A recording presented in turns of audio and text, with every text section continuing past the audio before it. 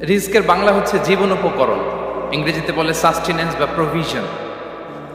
অর্থাৎ জীবন পরিচালনায় একটা মানুষের যা যা লাগে তার সবই রিস্ক। শুধু আমরা যেটা খাই, যেটা উপার্জন করি, শুধু এতটুকুই রিস্ক নয়। এটা অনেক ওয়াইডার সেন্সে আমাদেরকে চিন্তা করতে হবে। আমরা আমাদের পুরো জীবন জুড়ে যা পাই, যা খাই, যা অর্জন করি, যেটা লাভে ধন্য হই, সবটাই রিস্ক। আমরা অনেকে যে বুঝি যেটা আমরা খাই, যেটা উপার্জন করি এটা রিস্ক, এটা যে একেবারেই রিস্ক নয় সেটা নয়, তবে এটা আংশিক সত্য, এটাও রিস্ক। অর্থ, খাদ্য, জাগতিক সম্পদ এটাও রিস্ক, কিন্তু এটা রিস্কের সর্বনিম্ন স্তর। The lower level of provision, the lower level of risk হচ্ছে এই যে খাদ্য, অর্থ, জাগতিক সম্পদ। রিজিকের সর্বনিম্ন স্তর হচ্ছে এটা। আর রিজিকের সর্বোচ্চ স্তর হচ্ছে ফিটনেস। সুবহানাল্লাহ ওয়া বিহামদিহি। আমরা অনেকে এটাকে নেগলেক্ট করি, গুরুত্ব দেই না, কিন্তু এটাই রিজিকের সর্বোচ্চ স্তর, ফিটনেস। আপনি ফিট থাকা, অর্থাৎ ফিজিক্যাল অ্যান্ড মেন্টাল ফিটনেস, শারীরিক এবং মানসিক সুস্থতা, এটা রিজিকের সবচাইতে উচ্চতম স্তর। দ্য হায়ার স্টেজ অফ রিস্ক প্রভিশন, সাস্টেনেন্স, ফিটনেস, সুস্বাস্থ্য, শারীরিক এবং মানসিক সুস্থতা। কারণ আমাদের স্বাস্থ্য যদি ভালো না থাকে, ফিজিক্যালি মেন্টালি যদি আমরা ফিট না হই, পৃথিবীর সব নেয়ামত আমার পায়ের সামনে হাজির করলেও আমি কিছুই উপভোগ করতে পারবো না। এজন্য এইটা সবচাইতে বড় রিস্ক। এবং রাসূলুল্লাহ সাল্লাল্লাহু আলাইহি ওয়াসাল্লাম তিনি বলেছেন যে নি'মাতান মাগবুনুন ফীহিমা কাসীরুম মিনান নাস, আস-সিহহাতু ওয়াল ফারাগ। দুটি নিয়ামত আছে যে দুটি নিয়ামতের ব্যাপারে মানুষ খুবই গাফেল, উদাসীন, গুরুত্ব দেয় না। তার মধ্যে একটা হচ্ছে আস-সিহহা, সুস্বাস্থ্য, আরেকটা হচ্ছে আল ফারাগ, অবসর। আমরা যখন খুব ব্যস্ত হয়ে পড়ি, নাভিশ্বাস, সময় নাই, খুবই রাশিং, তখন বুঝি যে অবসরের কত দাম। আবার আমরা যখন ফিজিক্যালি উইক হয়ে পড়ি, অসুস্থ হয়ে যাই, তখন বুঝি সুস্বাস্থ্যের কত দাম। তো রিজিকের সর্বনিম্ন স্তর হচ্ছে, প্রিয় ভাই এবং বোনেরা, খাদ্য, টাকা পয়সা, জাগতিক সম্পদ, এগুলা। আর রিজিকের সর্বোচ্চ স্তর হচ্ছে fitness, physical and mental fitness. আর রিজিকের সর্বোত্তম স্তর হচ্ছে পুণ্যবান জীবন সঙ্গী এবং নেককার সন্তান, ফায়াস ওয়াইফ অ্যান্ড চিলড্রেন। সুবহানাল্লাহ ওয়া বিহামদিহি। একটু খেয়াল করে দেখেন যে আমার লাইফ পার্টনার, আমার জীবন সঙ্গিনী, সে যদি আল্লাহওয়ালা হয়, সে যদি ভালো হয়, আর আমার সন্তানটা যদি আল্লাহওয়ালা হয়, আমার ঘরটাই তো জান্নাত, ঠিক কি না? তো এটা হচ্ছে রিজিকের সর্বোত্তম স্তর। জীবন সঙ্গিনী সে যদি নেককার হয়, আল্লাহওয়ালা হয়, মুতিয়া কানিতা সে যদি হয়, আর আমার সন্তান, আমার চিলড্রেন, সেও যদি ফায়াস হয়, তাহলে আমার ঘরটাই হচ্ছে paradise, a piece of paradise in this দুনিয়া। সুবহানাল্লাহ। আমরা আম্মাজান খাদিজাতুল কুবরা আত-তাহিরা রাদিয়াল্লাহু তাআলা আনহা, ওনার কথা জানি যে বিষ্ণু ইসা ইসলামের স্ত্রী আমাদের আম্মাজান রাসূলুল্লাহ সাল্লাল্লাহু আলাইহি ওয়াসাল্লামকে বড্ড ভালোবাসতেন, আগলে রাখতেন সবসময়, মেন্টালি সাপোর্ট দিতেন, ফিনান্সিয়ালিও সাপোর্ট দিতেন। বিষ্ণু ইসা ইসলামকে আম্মাজান খাদিজা এতই ভালোবাসতেন, বিষ্ণু ইসা ইসলাম বলতেন রুজিকতু হুব্বাহা, আমি খাদিজার ভালোবাসাকে রিজিক হিসেবে পেয়েছি। সুবহানাল্লাহ। রাসূল সাল্লাল্লাহু আলাইহি ওয়াসাল্লাম এই শব্দটা ইউজ করেছেন, রিজিক, রুজিকতু হুব্বাহা। এবং তিনি দোয়া করার সময় বলতেন, আল্লাহ, কিয়ামতের সে বিভীষিকাময় দিনে, যেদিন বন্ধু বন্ধুকে চিনবে না, স্বামী স্ত্রীকে চিনবে না, বাবা সন্তানকে চিনবে না, পীর সাহেব মুরিদকে চিনবে না, নেতা কর্মীকে চিনবে না, ভাই বোনকে চিনবে না, সেই কঠিন মুহূর্তে আল্লাহ, আমি আমার খাদিজাকে যেন ভুলে না যাই। রুজিকতু হুব্বাহা, খাদিজার প্রতি ভালোবাসা আল্লাহ তাআলা আমার হৃদয়ে রিজিক হিসেবে দিয়েছে। তাহলে রিজিকের সর্বোত্তম স্তর হচ্ছে পুণ্যবান স্ত্রী, নেককার সন্তান। আর রিজিকের পরিপূর্ণ স্তর হচ্ছে মহান আল্লাহ তাআলার সন্তুষ্টি। রিজকের পরিপূর্ণ স্তর যেটা, সেটা হচ্ছে রিদাল্লাহ, আল্লাহ তাআলার সন্তুষ্টি। আমার আল্লাহ যদি আমার উপর সন্তুষ্ট হয়ে যায়, আমাদের আর কিছু লাগে? আর কিছু লাগবে? এটাই তো আমাদের এক্সপেকটেশন, এটাই তো আমাদের কামনা বাসনা, এটাই আমাদের ইচ্ছা যে আমার আল্লাহ আমার উপর সন্তুষ্ট হবে। এটা হচ্ছে পরিপূর্ণ স্তর রিজিকের। এটা যে পায়, তার আর কিছু লাগে না। এবং এটা মানুষ নিশ্চিত হতে পারে যখন সে দুনিয়ার জীবনকে শেষ করে আলামুল বারজাখের দিকে যেতে শুরু করে। তখন তাকে বলা হয়, ইয়া আইয়াতুহান নাফসুল মুতমাইন্নাহ ইরজিই ইলা রাব্বিকি রাদিয়াতাম মারদিয়া ফাদখুলি ফি ইবাদি ওয়াদখুলি জান্নাতি। হে প্রশান্ত আত্মা, হে প্রশান্ত আত্মা, প্রবেশ করো, তোমার রবের দিকে চলে এসো, সন্তুষ্ট চিত্তে সন্তোষ ভাজন হয়ে আমার কাছে এসো, আমার জান্নাতে প্রবেশ করো। সুবহানাল্লাহ ওয়া বিহামদি। এই দুনিয়া ছেড়ে যখন আমরা যাব, তখন যদি এই অ্যানাউন্সমেন্টটা আমার জন্য দেয়া হয়, আমার আর কিছু চাওয়ার পাওয়ার আছে? প্রিয় ভাই এবং বোনেরা বলেন, এই আল্লাহর সন্তুষ্টির ঘোষণা যদি আমি এই পৃথিবী থেকে বিদায় লগ্নে পেয়ে যাই, আমাদের আর কিছু চাওয়া পাওয়ার আছে? ইয়া আইয়াতুহান নাফসুল মুতমাইন্নাহ ইরজিই ইলা রাব্বিকি রাদিয়াতাম মারদিয়া। আমরা কিছুদিন আগে আমাদের সকলের প্রিয় আল্লামা দেলোয়ার হোসেন সাঈদী রাহিমাহুল্লাহ নওয়ারাল্লাহু মারকাদাহু ওয়া জাআলাল ফিরদাউস মাসওয়াহু, ওনাকে আমরা হারিয়েছি। আমি যখন ওনার শোক বার্তা নিয়ে ফেসবুকে স্ট্যাটাস লিখি, কমেন্টে আমি এই আয়াতটা লিখেছিলাম। আমি খুঁজে পাচ্ছি না যে আমি কি দিয়ে এটার উপমা দিব, কি দিয়ে ওনার বিদায়ের উপমা আমি জানাবো। আমি খুঁজে পাচ্ছিলাম না কোনো আয়াত, তখন এই আয়াতটা লিখে আমি উপমা দিয়েছি। আল্লাহু আকবার। গোটা বিশ্বের মানুষ কেঁদেছে, গোটা বিশ্বের মানুষ গায়বানা জানাজা পড়েছে, গোটা বিশ্বের মানুষ ওনাকে অশ্রুসিক্ত বিদায় দিয়েছে। From north to the south, from east to the west, the entire globe, মিন মাশারিকিল আরদি ইলা মাগারিবিহা, অশ্রুসিক্ত বিদায় তিনি পেয়েছেন। এটাই আল্লাহ তাআলার সন্তুষ্টির একটা জলজ্যান্ত নমুনা। জোরে বলেন ঠিক কিনা? এর চেয়ে জলজ্যান্ত নমুনা আমার জীবদ্দশা আমি দেখিনি। এত মানুষের কান্না, কাবার গিলাফ ধরে কান্না, এভাবে ভালোবাসা প্রকাশ করা, এভাবে তার প্রতি তার জন্য অশ্রুসিক্ত দোয়া করা, কান্না জড়িত দোয়া, এটাই প্রমাণ করে যে আল্লাহ তাআলা ওনার উপর সন্তুষ্ট হয়ে গিয়েছেন। ওনার আর কি চাই? আমাদের আল্লাহর আর কি চাই? আর কিছুর দরকার নাই, ঠিক কিনা? এই যে পরম সৌভাগ্য, এরকম বিদায় নিতে পারা, এটা পরম সৌভাগ্য। আমরা আল্লাহর জন্য দোয়া করি, আল্লাহ তাআলা সারা জীবন তিনি যেমনি কোরআনের বার্তাকে গোটা বিশ্বব্যাপী পৌঁছিয়ে দিয়েছেন, তার কবরটাকে আল্লাহ তাআলা কোরআনের নূর দিয়ে আলোকিত করে দেখ। কোরআনকে আল্লাহ তাআলা তার কবরের সাথী বানাক। কোরআনকে আল্লাহ তাআলা তার কিয়ামতের দিন, in the day of judgement, তার পক্ষে শাহাদাতকারী হিসেবে কবুল করুন। সম্মানিত ভাই এবং বোনেরা, আল্লাহ তাআলার সন্তুষ্টি পরিপূর্ণ রিজিক, এটা হচ্ছে পরিপূর্ণ, দ্য কমপ্লিট রিস্ক। তাহলে আমরা যেটা ভাবি অর্থ, আমরা যেটা ভাবি সম্পদ, এটা রিজিকের সর্বনিম্ন স্তর। সর্বোচ্চ স্তর হচ্ছে fitness, physical and mental fitness. সর্বোত্তম স্তর হচ্ছে পুণ্যবান স্ত্রী, নেককার সন্তান। আর পরিপূর্ণ স্তর হচ্ছে আল্লাহ তাআলার সন্তুষ্টি। হাদিসে সবরকে বলা হয়েছে সবচেয়ে প্রশস্ত স্তর। আর সবর, পেশেন্স, ধৈর্য। রাসূলুল্লাহ সাল্লাল্লাহু আলাইহি ওয়াসাল্লাম বলেছেন, মা রুজিকা আবদুন খায়রান লাহু ওয়ালা আওসা মিনাস সবর। সবরের চেয়ে কোনো প্রশস্ত নেয়ামত, প্রশস্ত রিজিক আল্লাহ তাআলা কোনো বান্দাকে দেয়নি। ধৈর্য। আমাদের অনেকের ধৈর্য কম। আপনাদের কি অবস্থা? ধৈর্য আছে তো? হ্যাঁ, সবার ধৈর্য আছে না? আপনাদের দেখেই বোঝা যাচ্ছে মাশাআল্লাহ, খুব ধৈর্যের সাথে আপনারা একেবারে শেষ সময় পর্যন্ত আছেন। তো এই ধৈর্যের প্র্যাকটিসটা আমাদের করতে হবে। আমরা যেন অস্থির না হয়ে যাই, আমরা যেন আতঙ্কিত না হই, আমরা যেন প্রশান্ত থাকি, আমরা যেন ধৈর্যের প্র্যাকটিস করি। বিশেষ করে আমাদের সন্তানদের এটা শেখাতে হবে। কারণ ধৈর্য এটা এমন একটা গাছ, যে গাছে সারা গায়ে কাটা, কিন্তু এর ফলটা বড় মিষ্টি। ধৈর্য এমন একটা গাছ, যে গাছে সারা গায়ে কাটা, কিন্তু এর ফলটা বড় সুস্বাদু। তো সেই টেস্টি ফ্রুট যদি আপনি ট্রাই করতে চান, আপনাকে ধৈর্য ধারণ করতে হবে। তাহলে হাদিসের আলোকে আমরা জানলাম রিজিকের সবচাইতে প্রশস্ত স্তর হচ্ছে ধৈর্য। রিজিকের সবচাইতে কল্যাণকর স্তর হচ্ছে হিকমা। আল্লাহ তাআলা বলছেন, ইউতিল হিকমাতা মান ইয়াশা ওয়া মান ইউতাল হিকমাতা ফাকাদ উতিয়া খায়রান কাসীরা। আল্লাহ যাকে চান তাকে এই হিকমা দেন, আর যাকে আল্লাহ তাআলা হিকমা দেন তাকে প্রভূত কল্যাণ দান করেন। হিকমা, প্রজ্ঞা, উইজডম, নলেজ আর কমন সেন্স, দুইটা যখন একসাথে হয় এটা উইজডম হয়ে রিফ্লেক্ট করে। আই রিপিট,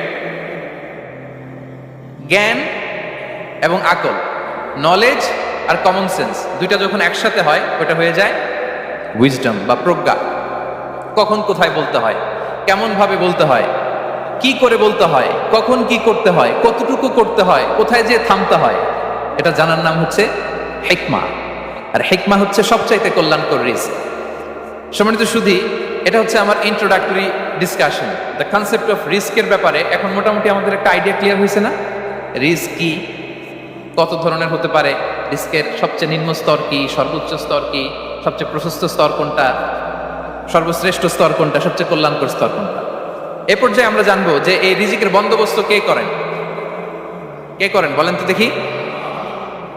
এই রিজিকের বন্দোবস্ত একচ্ছত্রভাবে আল্লাহ তাআলা এটা নিয়ন্ত্রণ করেন। তিনি রিজিকের মহাব্যবস্থাপক। যে আয়াত দিয়ে আমি শুরু করেছি প্রিয় ভাই এবং বোনেরা, ওমা মিন দাব্বাতিন ফিল আরদি ইল্লা আলাল্লাহি রিজকুহা ওয়া ইয়ালামু মুস্তাকাররাহা ওয়া মুস্তাওদাআহা কুল্লুন ফি কিতাবিম মুবিন।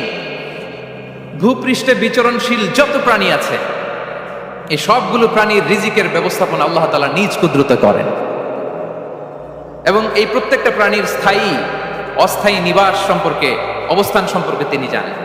এখানে যদিও ফিল আরদি বলা হয়েছে, বস্তুত জলে, স্থলে, বায়ুমণ্ডলে যত লিভিং ক্রিয়েচার আছে সব লিভিং ক্রিয়েচারের রিজিকের বন্দোবস্ত করেন কে?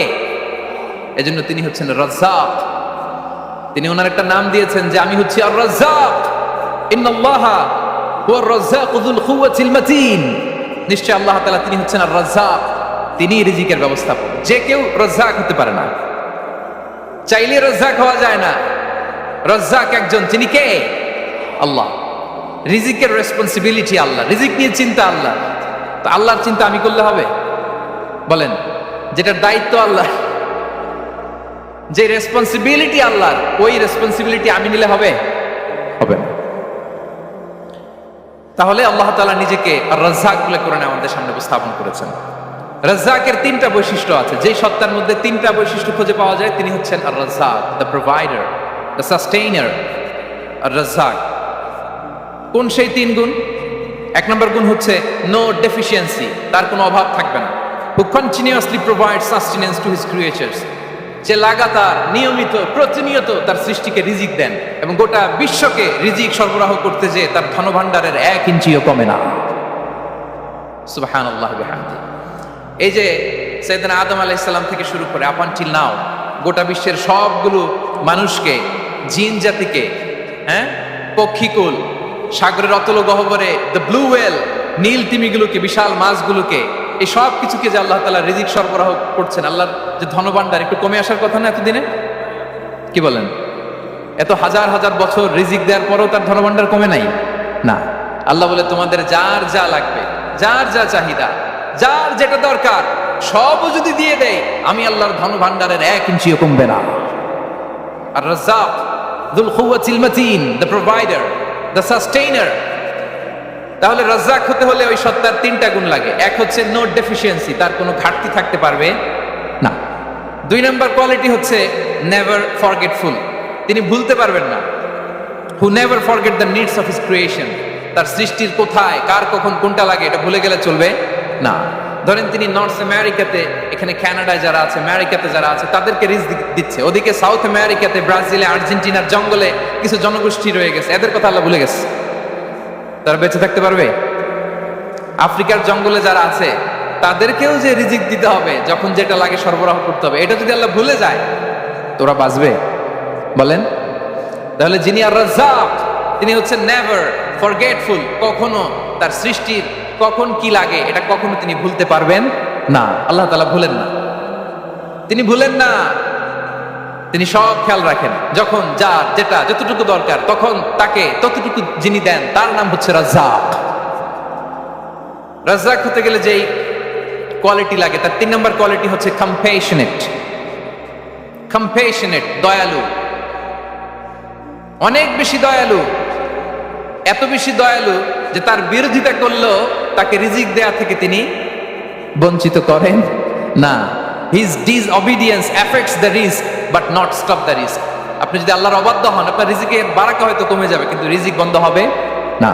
যে গোটা বিশ্বে যারা অবিশ্বাসী আছে, যারা নাস্তিক আছে, যারা আল্লাহদ্রোহী আছে, তারা কি খেয়ে পরে বেঁচে নাই? বলেন, তাদেরকে কি আল্লাহ তাআলা রিজিক দিচ্ছে না? এই তো সুবহানাল্লাহ। কম্প্যাশনেট, এত দয়ালু, তার যারা বিরোধী, তাকে যারা গালি দেয়, তাকে যারা বিশ্বাস করে না, তাকে যারা সেজদা দেয় না, তিনি তাদেরকেও খাওয়ায়, তিনি তাদেরকেও সুস্থ রাখে, তিনি তাদেরকেও হাত খুলে দান করে। আল্লাহু আকবার। আর রাজ্জাক, ইন্নাল্লাহা হুয়া রাজ্জাকু যুল কুওয়াতিল মাতিন। তাহলে এই 3টা গুণ থাকতে হবে রাজ্জাক হতে হলে। No deficiency, never forgetful, compassionate. এবং আল্লাহ তাআলা বলছেন আম্মান হাযাল্লাযী ইয়ারযুকুকুম ইন আমসাকা রিজকা বাল লাজ্জু ফি উতুমি ওয়া নুফুর। সূরাতুল মুলক আল্লাহ বলেছেন যে তিনি যদি রিজক বন্ধ করে দেয় তাহলে এই রিজক তোমাদেরকে কে দিবে? আছে কেউ দেয়া? সূরা মুলকের শেষ আয়াতে আল্লাহ বলেছেন যে তোমরা যে সুমিষ্ট পানি খেয়ে বেঁচে আছো, এটা যদি একেবারে জমিনের অতল গহ্বরে আমি নিয়ে যাই, কে এনে দিবে তোমাদেরকে পানি? কে এনে দিবে সুমিষ্ট পানি? এজন্য বিষ্ণু ঈসা ইসলাম পানি খেয়েই তিনি পড়তেন আলহামদুলিল্লাহিল্লাযী জাআলা হাযাল মাআ আযবান ফুরাতান বিরাহমাতিহি ওয়া লাম ইয়াজআলহু মিলহান উজাজান লিযুনুবিনা। পানি খেয়ে তিনি বলতেন প্রশংসা আল্লাহ, যে আল্লাহ তার অসীম দয়ায় এই পানিকে সুমিষ্ট করেছেন, আমাদের পাপের কারণে এই পানিকে তিনি লবণাক্ত করে দেন নাই। সুবহানাল্লাহ। ইন্নাল্লাহা হুয়ার রাজ্জাকু যুল কুওয়াতিল মাতিন। তিনি হচ্ছেন রাজ্জাক। এজন্য সম্মানিত ভাইরা, রিজিক নিয়ে আজকে থেকে টেনশন বন্ধ করে দিতে হবে। আমাদের কাজ হচ্ছে চেষ্টা করে যাওয়া, প্রাণান্তকর প্রচেষ্টা করা, আমাদের রোলটা আমরা প্লে করব, কিন্তু রিজিকের ফয়সালা করবে একজন, তিনি কে? ইন্নাল্লাহা হুয়ার রাজ্জাকু যুল কুওয়াতিল মাতিন।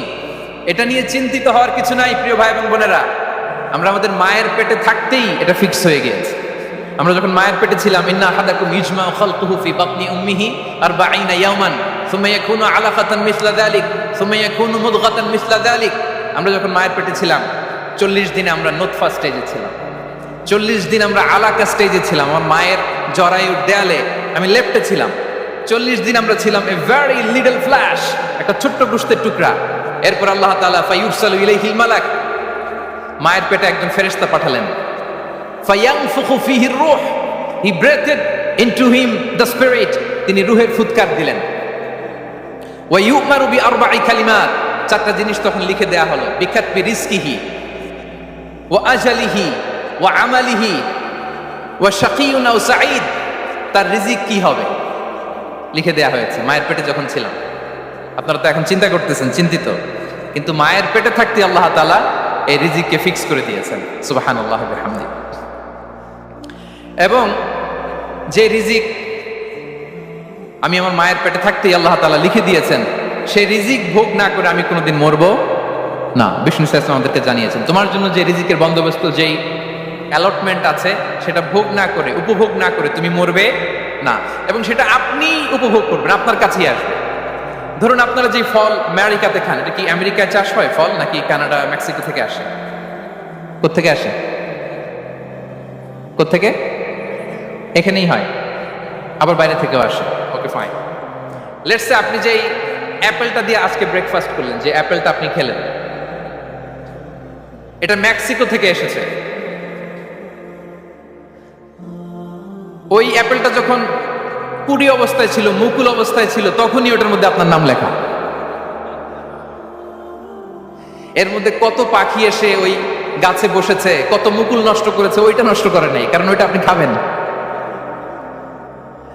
ওইটা পুষ্ট হয়ে সুন্দর একটা ফল হয়ে ইম্পোর্টেড হয়ে এটা আমেরিকাতে আসলো, আমেরিকার বাজারে। অনেক মানুষ ওই ফলটা সুপার মার্কেটে যে ধরে চড়ে নেড়ে আবার রেখে দিয়ে চলে গেছে, নেয় নাই। ওইটা সে খাবে না, কারণ ওইটা আপনার রিজিকে লেখা। ওই ফল আপনি নিয়ে আসলেন, বাসায় অনেকে অ্যাপেল খাচ্ছে, কিন্তু ওই অ্যাপেলটা খাবেন না, কারণ এটা কে খাবে? সুবহানাল্লাহ পড়তে পারলেন না মজা করে? আল্লাহু আকবার। আপনার জন্য যে রিজিক নির্ধারিত, এটা আপনিই খাবেন। এর মধ্যে আপনি মরে যেতে পারতেন, বাসা থেকে অন্য কোথাও চলে যেতে পারতেন, কিন্তু না, মরবেনও না, অন্য কোথাও যাবেনও না ওইটা খাওয়ার আগে। This is the essence of rizq. This is the essence of provision, sustenance. Inna Allah huwa ar-razzaqu dhul quwwati al-matin. মায়ের পেটে থাকতে নির্ধারিত, ওই ফল কেউ টাচ করবে না up until you try it. This is rizq. এই কথাটাই বিষ্ণু ঈসা ইসলাম খুব সুন্দর করে বলেছেন, লা তামুতু নাফসুন হাত্তা তাস্তাকমিলা রিজকাহা। অন্য বর্ণনায় এসেছে লা তামুতু নাফসুন হাত্তা তাস্তাউফিয়া রিজকাহা। মানুষের জন্য যে রিজিকের বরাদ্দ, সেটা উপভোগ না করে, সেটা না খেয়ে ওই মানুষ এই দুনিয়া থেকে বিদায় নিতে পারে না। তাহলে আমার রিজিক ভোগ না করে আমি মরবো না। এবং এটা যেহেতু আপনার জন্য নির্ধারিত, এটা আপনি পাবেনই। এখন এটা কি হালাল পন্থায় আপনি পাবেন না হারাম পন্থায় পাবেন, দ্যাট ইজ ইউর ডিসিশন। আপনার রিজিক আপনার কাছে আসবে। এটা নির্ধারিত না অনির্ধারিত বলেন তো? আমি সবার কাছ থেকে শুনবো, রিজিক কি নির্ধারিত না অনির্ধারিত? ফিক্সড, নির্ধারিত। ফর এন এক্সাম্পল, ধরুন আপনি সারা জীবনে 1 কোটি টাকা ইনকাম করবেন। কয় কোটি? 1 কোটি টাকা ইনকাম করবেন, এটা নির্ধারিত, আল্লাহ তাআলা ফিক্স করে ফেলেছেন, এটা আল্লাহর সিদ্ধান্ত। কিন্তু এই 1 কোটি হালাল পন্থায় আপনি উপার্জন করবেন না হারাম পন্থায়, এটা আপনার সিদ্ধান্ত। So now the decision is years. যদি আপনি পরিশ্রমী হন, যদি আপনি সৎ পথ অবলম্বন করেন, তাহলে ওই 1 কোটি আসবে আপনার কাছে, কিন্তু হালাল পন্থায়। আর যদি আপনি হালাল হারাম মিক্স করেন, টেবিলের উপর দিয়েও নেন, নিচ দিয়েও নেন, আসবে কিন্তু 1 কোটি। আসবে কয় কোটি? কথা বোঝে নাই বোধহয়। টেবিলের নিচ দিয়েও যদি নেন, সারা জীবনে আপনি পাবেন কত? 1 কোটি। So now the decision is years. সিদ্ধান্ত আপনার। হালাল পন্থায় উপার্জন করবেন না হারাম পন্থায়? বলেন, হালাল না হারাম? হারামের সাথে আমাদের কোনো সম্পর্ক? হারামকে আমরা এই কনভেনশন সেন্টার থেকে না বলে দিলাম, আওয়াজ করে বলুন নো। হারামের সাথে আমাদের কোনো সম্পর্ক? আল্লাহ তাআলার দেয়া বরাদ্দ রিজক আমরা হালাল পন্থায় উপার্জন করবো ইনশাআল্লাহ। বলেন। তাহলে মায়ের পেট থেকে নির্ধারিত হয়ে গেল, আমারটা আমি পেলাম, হালাল ভাবে আমি নিব। আরেকটা জিনিস মনে রাখতে হবে যে কেউ কারো রিজিকে ভাগ বসায় না, কেউ না। আমরা অনেকে মনে করি যে আমি ওকে দিলাম, ওকে খাওয়াইলাম, আমি বোধহয় খাওয়াইলাম। না, সে আপনারটা খায় নাই, সে তার রিজিকই খেয়েছে। আমাদের ঘরে আমাদের বন্ধু বান্ধব আসে অনেক সময়, আমাদের ঘরে অনেক সময় অতিথি আসে, তাদেরকে আমরা আপ্যায়ন করি, তাদেরকে খাওয়াই। আসলে সে আমারটা খায় না, সে কারটা খায়? তার নিজেরটাই খায়। বিষ্ণু ইসলাম এটা খুব সুন্দর করে বলেছেন। ওনার কাজিন চাচাতো ভাই আব্দুল্লাহ ইবনে আব্বাসকে একদিন অনেক নাসিহা করছিলেন, করতে করতে এক পর্যায়ে তিনি বললেন, ওয়া আলাম, ইবনে আব্বাসকে বলছেন, ওয়া আলাম আন্না মা আসাবাকা লাম ইয়াকুন লিইখতিআক ওয়া মা আখতাআকা লাম ইয়াকুন লিইউসিবাক। আব্দুল্লাহ, জেনে রেখো, যেটা তুমি পাওয়ার এটা তুমি কোনোদিন হারাবা না। যেটা তোমার হওয়ার কথা ছিল ওইটা তুমি কোনোদিন মিস করবা না। আর যেটা তুমি পাওয়ার কথা না, গোটা বিশ্বের সব শক্তিকে হাতের মুঠোয় আনলেও সেটার দেখা তুমি পাবে না, পাবে না। ওয়া আলাম আন্নামা আসাবাকা লাম ইয়াকুন লিইখতিআক ওয়া মা আখতাআকা লাম ইয়াকুন লিইউসিবাক রুফিআতিল আকলাম ওয়া জাফফাতিস সুহুফ। আব্দুল্লাহ, রিজিক নিয়ে চিন্তিত হয়ো না, রিজিক নিয়ে পেরেশান হয়ো না। প্লে ইউর রোল, রিজিক ইজ ফিক্সড। যেটা তুমি পাওয়ার তুমিই পাবা, যেটা তুমি পাওয়ার কথা না, চেষ্টা করেও সেটা তোমার কাছে আসবে না। সম্মানিত সুধী, এ পর্যায়ে আমরা জানবার চেষ্টা করব যে কিসে রিজিক বাড়ে, কি করলে রিজিকে ভরপুর বারাকা হয়, রিজিকের চাবিকা ঠিক কোথায়, কোন পথে চললে রিজিকে ভরপুর বারাকা হবে, আমার জীবনে বরকত নেমে আসবে রিজিকে। এটা জানতে মনে যাচ্ছে না আমাদের? হ্যাঁ, কষ্ট হচ্ছে আপনাদের? কষ্ট হচ্ছে? তাহলে কি করলে রিজিকে ভরপুর বারাকা হয়, কি করলে আমার জীবনে ভরপুর বারাকা নেমে আসে, এই পয়েন্টটাতে আমরা একটু আলোকপাত করি। যেসব কাজ করলে আমাদের জীবনে রিজিকে আসমানি বারাকা নেমে আসবে, আমাদের রিজিকে আসমানি বারাকা নেমে আসুক, আমরা চাই কি চাই না? সবাই আমরা চাই নিশ্চয়ই। যে কাজ করলে রিজিকে আসমানি বারাকা আসে, এর 1 নম্বর হচ্ছে তাকওয়াল্লাহ, আল্লাহর ভয়। আল্লাহ তাআলা বলছেন, ওয়া মান ইয়াত্তাকিল্লাহা ইয়াজআল লাহু মাখরাজা ওয়া ইয়ারযুকহু মিন হাইসু লা ইয়াহতাসিব। যে আল্লাহকে ভয় করে, যে আল্লাহ সচেতন, আল্লাহ তাকে মাখরাজ, মাখরাজ মানে কি জানেন? ওই যে এক্সিট লেখা না এদিকে, এই এক্সিটকে আরবিতে বলে মাখরাজ, মানে কোথাও আটকাবেন না, বের হওয়ার রাস্তা আছে, কোথাও আটকাবেন না, বের হওয়ার রাস্তা আল্লাহ তাআলা অ্যারেঞ্জ করে দিবেন। You will have the way out from crisis. ক্রাইসিসে পড়লে, সংকট মোমেন্টে আল্লাহ তাআলা ওখান থেকে এক্সিটের ব্যবস্থা আপনাকে করে দিবেন। ওয়া ইয়ারযুকহু মিন হাইসু লা ইয়াহতাসিব, এমন জায়গা থেকে আল্লাহ তাআলা রিজিকের ব্যবস্থা করবেন যে সে কল্পনাও করে নাই। এরকম অনেক সময় হয় না যে আমি ভাবিও নাই যে এখান থেকে আমার রিজিকের বন্দোবস্ত হতে পারে, কোত্থেকে যে রিজিক চলে আসবে, এরকম জীবনে মাঝে মাঝে হয় কি হয় না? ব্যবস্থা করেন কে? যারা আল্লাহ তাআলাকে ভয় করে, যারা আল্লাহ সচেতন, তাদেরকে আল্লাহ তাআলা স্পেশাল রিজিক দিয়ে ধন্য করেন। তাকওয়াল্লাহ। পুরো কোরআনের মূল শিক্ষা কি? পুরো ইসলামের এসেন্স কি, জিস্ট কি, সারাংশ কি যদি আমাকে জিজ্ঞেস করা হয়, আমি বলবো তাকওয়াল্লাহ, আল্লাহর ভয়, আল্লাহর সচেতনতা। Allah is watching me, Allah is observing me. আল্লাহ তাআলা আমায় দেখছেন, আমি যাই করি না কেন, দরজা বন্ধ করে, জানালা বন্ধ করে, সব বন্ধ করেও যদি করি, পৃথিবীর সবার চোখ ফাঁকি দেয়া গেল, আল্লাহর চোখ ফাঁকি দেয়া যায়? পুলিশের চোখ ফাঁকি দেয়া যায়, সিকিউরিটির চোখ ফাঁকি দেওয়া যায়, আমার সাথে বন্ধুদের চোখ ফাঁকি দেওয়া যায়, ফাঁকি দেওয়া যায় না একটা মহান সত্তার চোখ। তিনি কে? এই যে সেন্সেশন, অনুভূতি, দিস ইজ তাকওয়া। এই অনুভূতিটার নামই হচ্ছে তাকওয়া, যে আমি যাই করি, যেভাবে করি, যখন করি, কেউ দেখে না কিন্তু দেখে কে? কেউ যেটা দেখে না সেটা দেখে কে?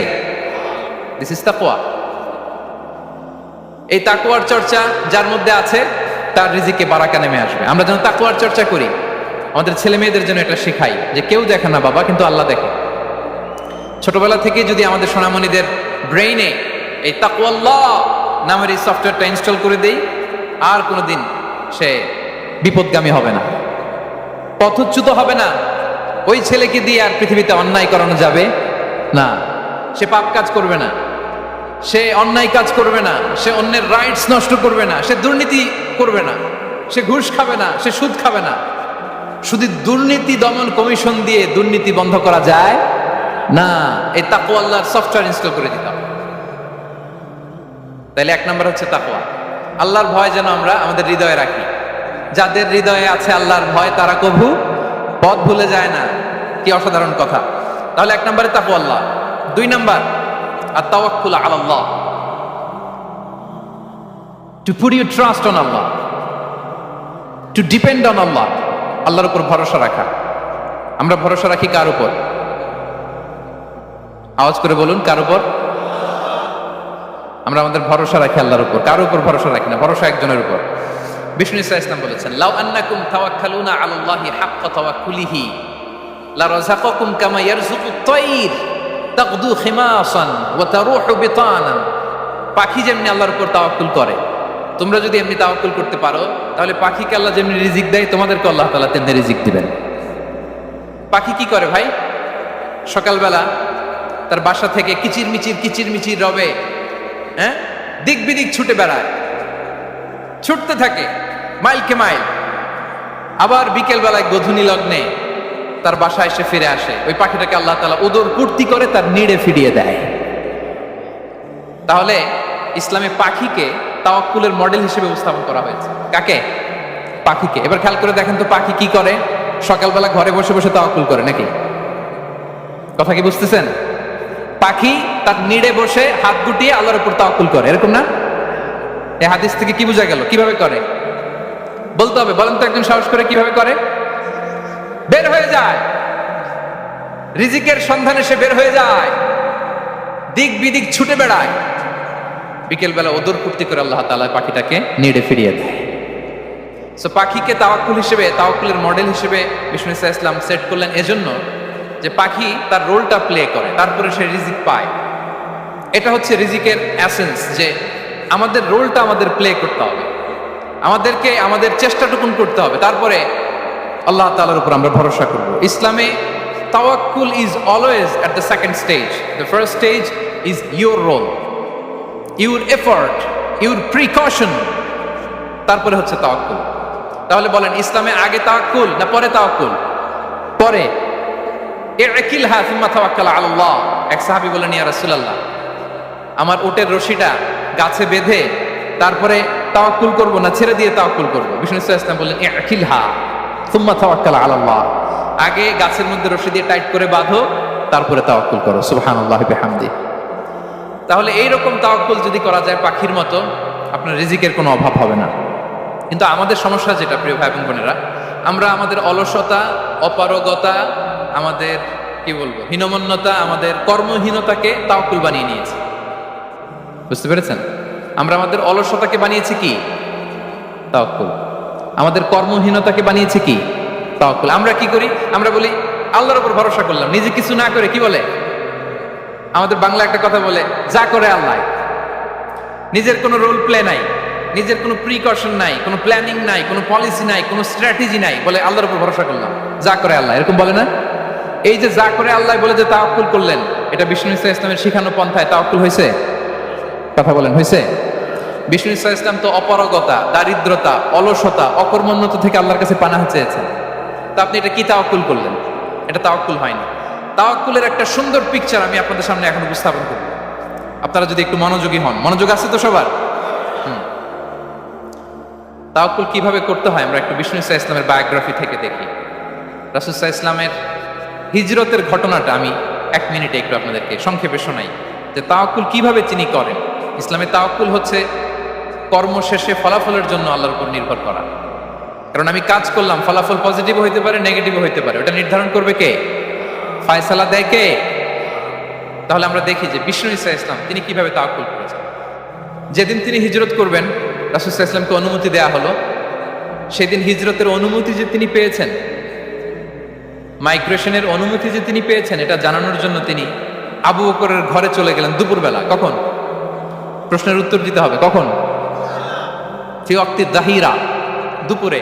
রাসূল সাল্লাল্লাহু আলাইহি ওয়াসাল্লাম দুপুরে বেরোতেন না। শুধু রাসূল সাল্লাল্লাহু আলাইহি ওয়াসাল্লামই না, আরবের লোকেরা দুপুরে বের হতো না, কারণ ওইটাকে বলা হতো ওয়াক্তুল কাইলুলা। আমরা পাওয়ার ন্যাপ নেই না, এই পাওয়ার ন্যাপের টাইম ছিল তখন। বাইরে প্রচন্ড রোদ, কেউ বেরোতো না, বিষ্ণু সাল্লাল্লাহু আলাইহি ওয়াসাল্লাম বেরোতেন না।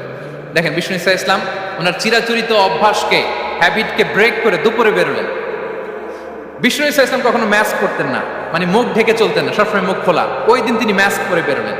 মুতাকান্নিআন, খারাজা মুতাকান্নিআন, মানে রুমাল দিয়ে মুখটাকে ঢেকে বেরোলেন। দুপুরবেলা বেরোলেন, মানুষের চোখের সামনে যেন তিনি না পড়েন। দুপুরে বেরোলেন, মুখ ঢেকে বেরোলেন। আবু বকর রাদিয়াল্লাহু তাআলা আনহু ঘরে যেয়ে বললেন, উযিনা লি বিল খুরুজ। আবু বকর, অনুমতি দেয়া হয়েছে, ঘরে কারা কারা আছে একটা কথা বলবো, সবাইকে বের করে দাও। আখরিজ মান ফিল বাইত। আবু বকর বললেন, ইয়া রাসূলুল্লাহ, ঘরে তো আপনার ফ্যামিলি। আয়েশা রাদিয়াল্লাহু তাআলা আনহার সাথে ততদিনে বিয়ে হয়ে গিয়েছে, কিন্তু সংসার শুরু হয়নি। দে আর পার্ট অফ ইউর ফ্যামিলি, আপনার সংসার, আয়েশা, আসমা। তখন তিনি আশা ফিরে পেলেন, বলেন ঠিক আছে তাহলে শোনো, উযিনা লি বিল খুরুজ, অনুমতি দেয়া হয়েছে, আমি থাকবো সাথে? রাসূল সাল্লাল্লাহু আলাইহি ওয়াসাল্লাম বললেন, হ্যাঁ তুমি থাকবে। ওই দিন রাতে ওনারা বের হলেন। মক্কা থেকে মদিনা একদিকে, উনি বেরোলেন আরেক দিকে। ধরেন মক্কা থেকে মদিনার রাউট হচ্ছে এইদিকে, তা আমরা তো এইদিকেই বেরোবো নাকি? কথা কি বুঝতেছেন? বিষ্ণু বেরোলেন কোন দিকে? এইদিকে। সুবহানাল্লাহ বললেন না? এজন্য আবেগ একটু কন্ট্রোল করতে হবে। আবেগ আর বিবেকের সমন্বয় লাগবে, প্রপার স্ট্র্যাটেজি লাগবে, ওয়েল প্ল্যানিং লাগবে, তাহলেই সেই নেতৃত্ব আবার মুসলিমদের হাতে আল্লাহ ফিরিয়ে দিবে। মক্কা থেকে মদিনা এদিকে, বিষ্ণুই বেরোলেন এদিকে। বের হয়ে চলে গেলেন গারে সাউরে, সেখানে তিনি থাকবেন। এগুলো হচ্ছে বিষ্ণু ইসলামের প্রিকশন। এবার দেখেন আবু বকরের প্রিকশন কি ছিল। আবু বকর রাদিয়াল্লাহু প্ল্যান করলেন, বিষ্ণুনবী যেহেতু 3 দিন এই গারে সাউরে থাকতে চান, রাত্রিবেলা বের হয়ে তো ওনার অবস্থান শুরু করলেন, তাহলে 3 দিন মক্কায় আমাদের ব্যাপারে কি বলে, কে কি বলে, এটা আমাদের জানার দরকার আছে না নাই? ওনার ছোট্ট ছেলে আব্দুল্লাহকে উনি অ্যাসাইন করলেন। Abdullah, now you have a very, খুবই গুরুত্বপূর্ণ একটা দায়িত্ব তোমাকে পালন করতে হবে। কি?